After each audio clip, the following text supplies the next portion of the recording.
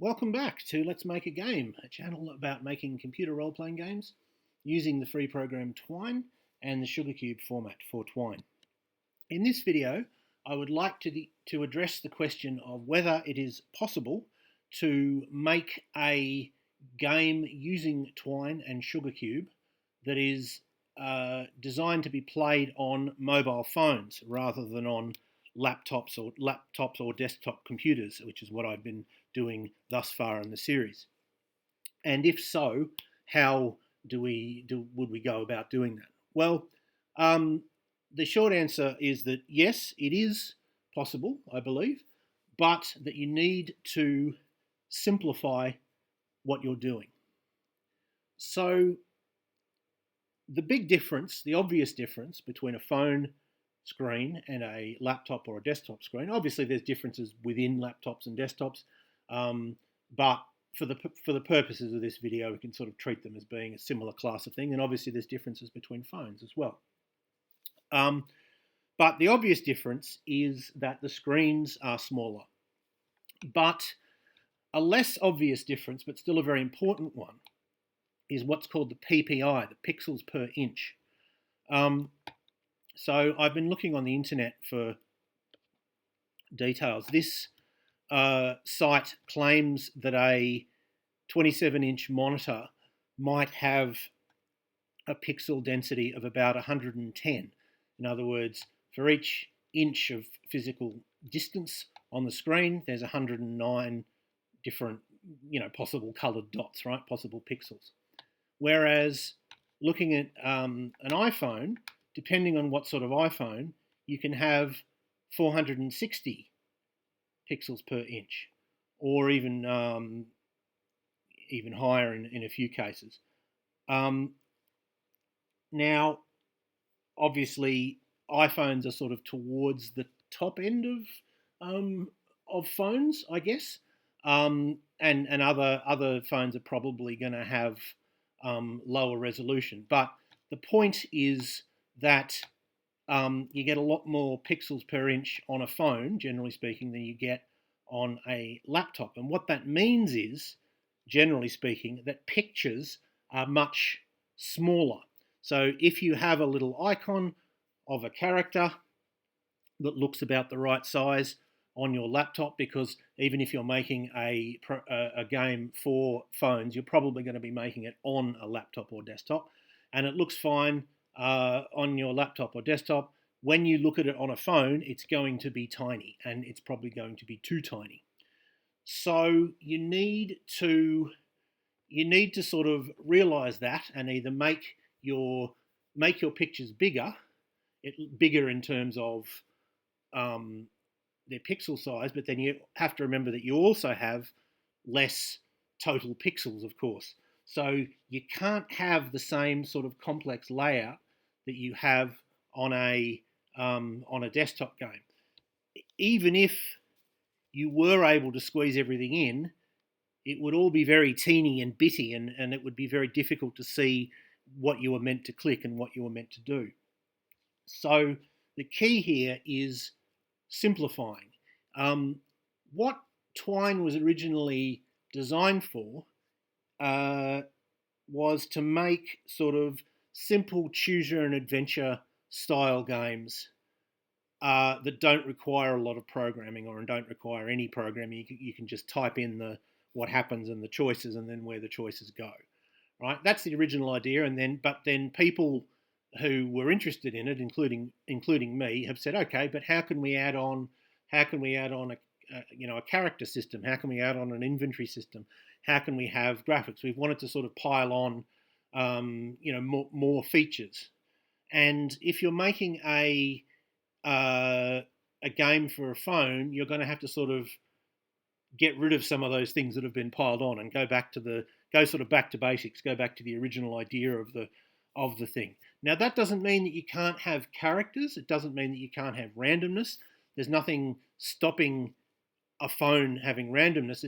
We're only talking about visual elements. The visual elements have to be a lot simpler. So, for example, I often have a sidebar, and then I have the character sheet in the sidebar, and then in the main screen, I have what's happening now, and I might have several pictures. Well, you probably could crowd all that into a phone, but it would be very, it would look, it would be very bitty, and it would be a bit hard to make out. It would be a little bit too dense. So what it might be better to do is to have just one screen with what's happening, and to have what's happening displayed mostly by text, mostly or entirely by text. So cutting down or even eliminating the graphics, and then have one of the options. You have a list of choices, and then one of the options is look at your character. So you go, okay, do I want to swim across the bridge, or do I swim across the river, or do I want to cross the bridge, or do I want to try and bribe the guard? I can't remember what my skills of this character are. So instead of having them on the side, the player would press display my character, and then it would display the character, and then the player would press continue, and it would take you back to the choice. In other words, having the character sheet and the action as two separate pages that are displayed one at a time, rather than trying to crowd it all onto the screen. That doesn't mean you can't have a character. It doesn't mean you can't have character creation, but it does mean that you need to think about simplifying the display. Okay. In particular, now I mentioned the sidebar.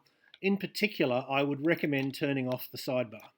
Now I have done a video before about how to turn off the sidebar, but I'll do it again. It's quite simple. This file is in the Let's Make a Game zip file that you can get off itch.io, and all you have to do is go to Story and Style Sheet, and we have this code. It is #UI-bar, B-A-R, and dash is the same character as minus. It's not the underscore, it's the minus.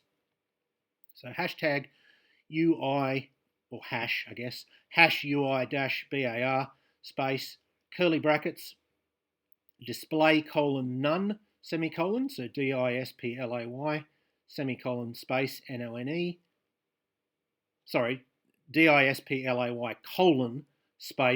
none, semicolon, and then on the next line, end curly brackets. That semicolon is not strictly necessary, because we only have one instruction within this set of curly brackets, but it would be necessary if you had more than one, and I like to put them in always, just so that I remember to do it when it is needed. So that just tells the computer, hey, you know the UI bar, just turn it off. Unfortunately, you'd think that what would happen is the text would all go over to the left-hand side. Unfortunately, you have a big gap where the text doesn't display.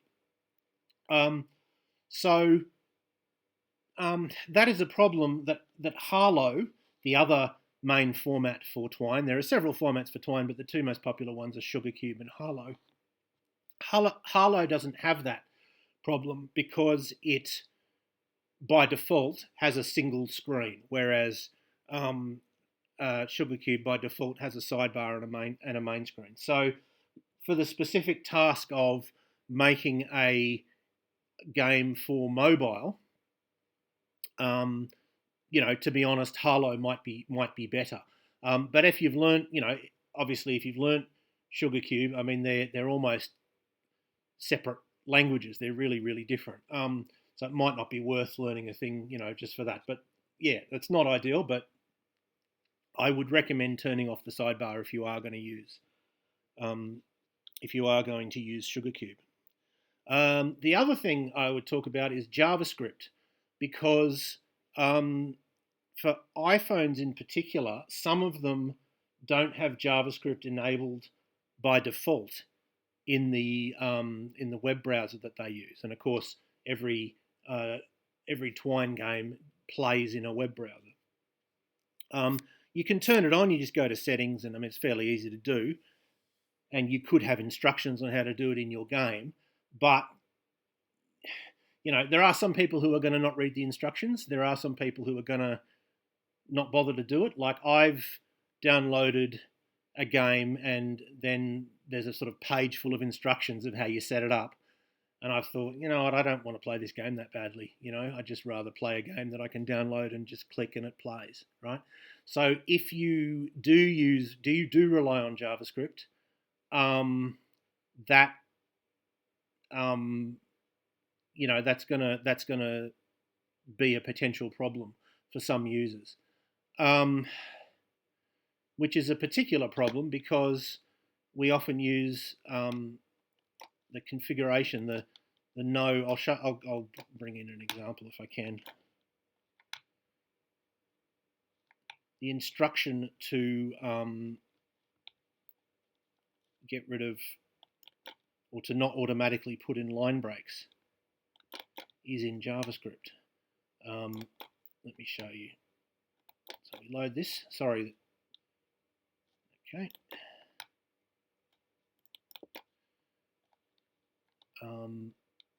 Story. This thing. Config.passages.nobr equals true. That is the instruction that I use most often, I would say. I sort of set that up at the beginning of every program if there's going to be any text at all. And what it means is don't treat a line break in the code as me telling you to put a line break in the actual passage. And that's really pretty basic.